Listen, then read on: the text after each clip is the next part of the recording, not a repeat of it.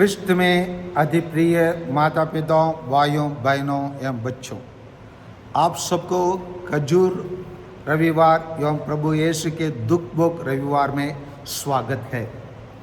और आज हमारे मनन चिंतन के लिए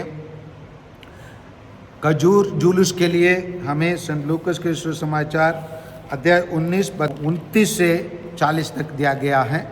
और दुख भोग के लिए हमको अध्याय 22 बद संख्या 14 से और पूरा अध्याय और 23वां अध्याय दिया गया है। इन अध्यायों पर हम जब मनन चिंतन करते हैं, हम लोग चारों सुसमाचार में प्रभु यीशु का दुख भोग और प्रभु यीशु का यरूशलेम का प्रवेश के बारे में हमें जानकारी मिलता है।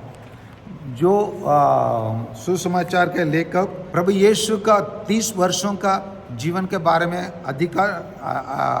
अधिकांश कुछ नहीं बताते हैं, लेकिन यहाँ पर 30% प्रभु यीशु का जीवन को यहाँ पर उनका दुख भोग और प्रभु यीशु का प्रवेश, यरूशलेम का प्रवेश के बारे में बताते हैं। आइए ये दो घटना में क्या संदेश हमें मिलता है, इसका लक्ष्य क्या है, उस पर थोड़ा मनन चिंतन करने के लिए हम प्रयास करें। यहाँ पर बताया जाता है प्रभु यीशु को दो शिष्यों का आदेश प्रभु यीशु देते हैं। वो आगे के गांव में जाएंगे, एक बछड़ा बांधा हुआ पाएंगे और उसी को उन लोग प्रभु यीशु के सवार के लिए लेके आएंगे और उसे उस बछड़े पर अपने कपड़े बिछाकर उन्होंने यीशु को उस पर चढ़ाया और चढ़ाकर उन लोग इसी प्रकार वहाँ प्रभु यीशु को स्तुति करते हैं। धन्य हुआ राजा जो प्रभु के नाम पर आते हैं, स्वर्ग में शांति, सर्वोच्च स्वर्ग में महिमा। ये वचन स्तोत्र ग्रंथ अध्याय 118 बद संख्या 26 से कहा गया है। वही चीज़ को लोग यहाँ कहते हैं और इसी चीज़ को हम लोग संत मार्कुस के सुसमाचार अध्याय 11:9 में यहाँ पर और एक शब्द जोड़ा जाता है, वो ये ओशाना, धन्य है वो जो प्रभु के नाम पर आते हैं। ओशाना मतलब होता है कि ये प्रभु हमें बचाओ और प्रभु यीशु हमें अभी बचाओ मतलब होता है। और ये एक प्रकार स्तुतिगान का शब्द भी है, एक प्रकार ईश्वर से निवेदन करना, मांग करना कि उनको बचाव करने के लिए। और यहाँ पर एक घटना को जैसे हम देखते हैं, प्रभु यीशु वहाँ आगे बढ़ते हैं और वहाँ पर लोग प्रभु यीशु से कहने लगे, गुरुवर अपने शिष्यों को डांटिए। परंतु ईसा ने उत्तर दिया, मैं तुमसे कहता हूँ यदि वे चुप रहें तो पत्थर ही बोल उठेगा। हम बताते हैं पत्थर भी बोल उठेंगे बोलकर प्रभु यीशु बताते हैं। और आगे हम देखते हैं और प्रभु यीशु जैसे यरूशलेम में प्रवेश करते हैं और यरूशलेम के प्रवेश करने का समय पर लोगों को यही आशा था, इसीलिए उन लोग धन्य हुआ राजा जो प्रभु के नाम पर आते हैं, कि उन लोग की आशा है कि प्रभु यीशु यरूशलेम में प्रवेश करके वहाँ का शासनकर्ता रोमन साम्राज्य को गिरा देंगे, यही उन लोग आशा करते हैं। परंतु वहाँ पर जो होता है, प्रभु यीशु वहाँ पर से वहाँ जाने के बाद प्रभु यीशु यरूशलेम पर विलाप करते हैं। विलाप करते हुए और बताते हैं, हाय कितना अच्छा होता यदि तू भी इस शुभ दिन या समझ पाता कि किन बातों में तेरी शांति है, परंतु अभी वे बातों तेरी आंखों से छिपी हुई है। मतलब यरूशलेम मतलब वो होता है, यरूशलेम दो इब्रानी भाषा से आता है, यरूश और जेरूशलेम। यरूश मतलब होता है नींव और सलेम मतलब होता है पीस। मतलब यरूशलेम को हम समझना चाहिए शांति का नींव का शहर समझना चाहिए। यहाँ पर उसी शहर को शांति का शहर तो जान लेते हैं, लेकिन वहाँ के लोग उसी को समझ नहीं पाते हैं। इसलिए वो कहता है कितना अच्छा होता है यदि तू भी ये शुभ दिन यह समझ पाता कि किन बातों में तेरी शांति है। प्रभु यीशु की बातों पर, प्रभु यीशु के मार्ग पर, प्रभु यीशु की शिक्षा पर शांति है, इसी को ऑनलाइन नहीं जान पाते हैं। उन लोग समझते हैं रोमन सम्राट को गिराने में, रोमन साम्राज्य को गिरवाने से उन लोग को शांति मिल जाएंगे और उन लोग का जीवन अच्छे हो जाएंगे, ये उन लोग की आशा है ना।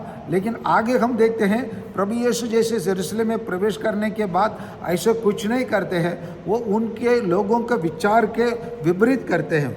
वहाँ 45 में पढ़ते हैं, ईसा मंदिर में प्रवेश कर बिक्री करने वालों को यह कहते हैं बाहर निकालने लगे, लिखा है मेरा घर प्रार्थना का घर होगा, परंतु तुम लोग ने उसे लुटेरों का आटा बनाया है। तो यहाँ पर भी हम देखते हैं प्रभु यीशु एकदम उनकी आशा के विपरीत कार्य करते हैं। उन लोग एक दुनिया के राजा के रूप में देखते हैं और उन लोग सोचते हैं प्रभु यीशु रोमन साम्राज्य को भगा देंगे, गिरवा देंगे और उनको नष्ट कर देंगे सोचते हैं। लेकिन प्रभु यीशु उसके बदले यरूशलेम के नष्ट के बारे में बताते हैं और वहाँ रहने वाले यरूशलेम मंदिर में रहने वालों लोगों को तारीफ करने के पहले वह उस मंदिर को वो लोग साफ सफाई करने में लग जाते हैं। और आगे हम देखते हैं जैसे प्रभु यीशु को गिरफ्तारी होता है और प्रभु यीशु के साथ लोग जो भी करते हैं, जैसे हम देखते हैं प्रभु यीशु पकड़ा जाते हैं और पकड़ा जाने के बाद जो लोग प्रभु यीशु को ये नारा लगा के प्रभु यीशु को तारीफ किए कि धन्य है वह राजा जो प्रभु के नाम पर आते हैं, स्वर्ग में जांदे सर्वोच्च स्वर्ग में महिमा कहने वाले लोग, अभी हम लोग अध्याय 23 और पद संख्या 21 में पाते हैं, इसे क्रूस दीजिए, इसे क्रूस दीजिए। इसी प्रकार विपरीत चीज को हम लोग यहाँ देखने के लिए मिलता है। लोगों के सोच एक तरफ, प्रभु यीशु के सोच एक तरफ, दोनों भिन्न होता है, दोनों अलग होता है। उन लोग प्रभु यीशु को एक दुनिया के राजा के रूप में देखते हैं और प्रभु यीशु अपने आप को एक स्वर्ग के राजा के रूप में प्रकट करते हैं। और हम लोग ये भी देखने के लिए मिलता है संत योहन के सुसमाचार अध्याय 19:2 में हम देखते हैं, सैनिकों ने कांटों का मुकुट गूंद कर उनके सिर पर रख दिया और उन्हें बैंगनी कपड़ा पहनाया। ये प्रभु यीशु को अपमान करने के लिए उन लोग करते हैं। यहाँ पर हम देखते हैं प्रभु यीशु को उन लोग राजा के रूप में मानने के पहले और उनको अपमानित करते हैं, लेकिन बाद में प्रभु यीशु अपने आप को पूरा दुनिया का राजा के रूप में, स्वर्ग के राजा के रूप में वो अपने आप को प्रकट करते हैं। इन सभी घटनाओं से हम लोग प्यारे भाइयों और बहनों, हमें क्या सीखना है, हमें क्या शिक्षा मिलती है।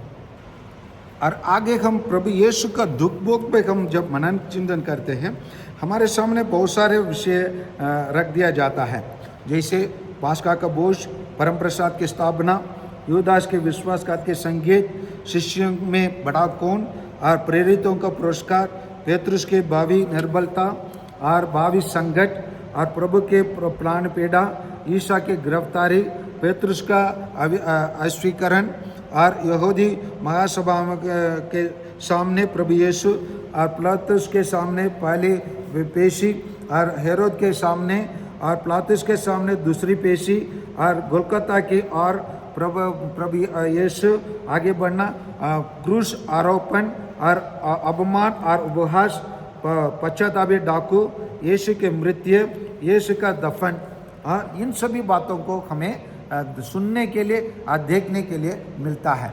और इन सभी सारे चीज़ों से हमें क्या संदेश मिलता है, क्यों आज हमारे लिए दो चीज़ क्यों प्रस्तुत किया गया, प्रभु यीशु का एक प्रकार विजयी प्रवेश यरूशलेम में और दूसरी ओर प्रभु यीशु का दुख भोग, क्यों इसी चीज़ को हमारी कलीसिया महत्व देते हुए आज इस खजूर रविवार और दुख भोग रविवार में हमें क्यों प्रस्तुत करता है। हमें इसीलिए प्रस्तुत करता है कि हमारा मसीह, हमारा राजा प्रभु यीशु, वो अपने जीवन में इन सभी चीज़ों को किसी प्रकार उन्होंने पार किया, किसी प्रकार वो दुनिया का सामना किया।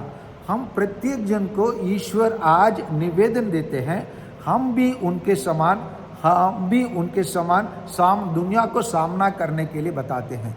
और एक चीज़ है, हम दुनिया के अनुकूल नहीं जीना है, हमें बुलाया गया है आत्मत्याग करके अपना क्रूस उठाकर। जिस प्रकार हम लोग आज के इस दुख भोग में प्रभु यीशु कैसे दुख भोगा, क्रूस उठाया और अपने जीवन को निछावर किया और क्रूस पर अपने जीवन को बलिदान किया, उसी प्रकार आप और मैं इसी दुख भोग के स्मरण के द्वारा, इसी स्मरण के दुख भोग का इतिहास के द्वारा हम प्रत्येक जन को अपने जीवन में, अपने इतिहास में इसी चीज को सामना करने के लिए हमें बुलावा देती है। और यहाँ पर हम देखते हैं एक प्रकार लोग प्रभु यीशु को राजा समझते हैं, लेकिन जब उनकी इच्छा पूरा नहीं होता है, उन्हें यही कहते हुए मुझे क्रूस दीजिए कहते हैं। हम उनके समान नहीं बनना है, हमें क्रूस को स्वीकार करना है अपने जीवन में।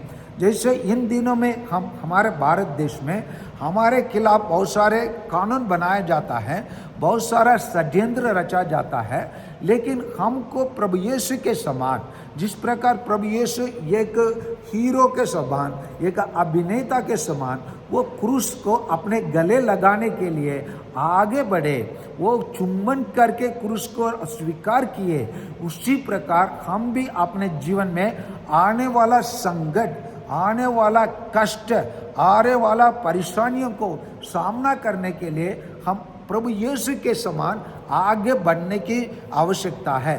और जिस प्रकार प्रभु यीशु दुख तकलीफ को ईश्वर की इच्छा के अनुसार ग्रहण किया, उसी प्रकार हम लोग हमारे जीवन में आने वाला हर संकट को, हर तकलीफ को, हर परेशानियों को हमको भी प्रभु यीशु के समान सामना करने की आदि आवश्यकता है। हम लोग देखे हैं कैसे लोग उनके साथ दुर्व्यवहार किए, जैसे उन लोग प्रभु यीशु को क्रूस देने के लिए निवेदन किए और कैसे प्रभु यीशु के सर पर कांटों को मुकुट पहनाए और प्रभु यीशु पर थूक के अपमान किए, उसको आंखों को बांध कर उसी को हंसी मजाक उठाए। उसी प्रकार हम भी हो सकता है, हम अपने जीवन में कर सकते हैं। इसीलिए आइए हम असलियत को समझने के लिए कोशिश करें। प्रभु यीशु जब यरूशलेम में प्रवेश किए, उन लोग सोचे प्रभु यीशु रोमन सम्राट को गिरवा देंगे और नया राज्य स्थापना करेंगे।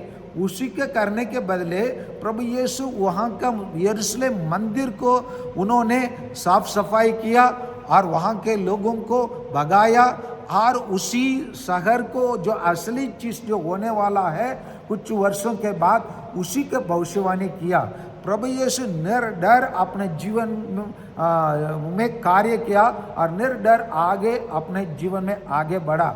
इसीलिए हम इसी प्रभु यीशु का विजय प्रवेश यरूशलेम के द्वारा हम भी अपने जीवन में विजय प्रवेश करना है।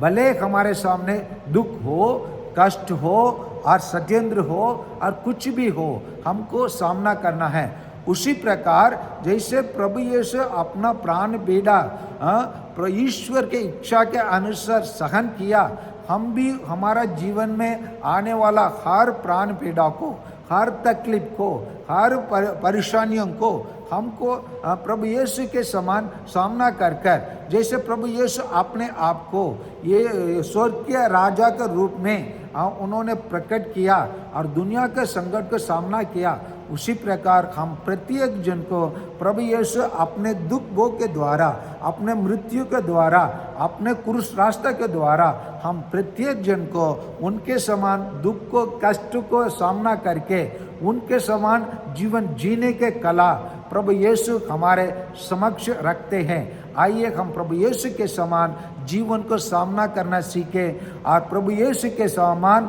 हम अपने जीवन में विजय प्रवेश करें। आमीन।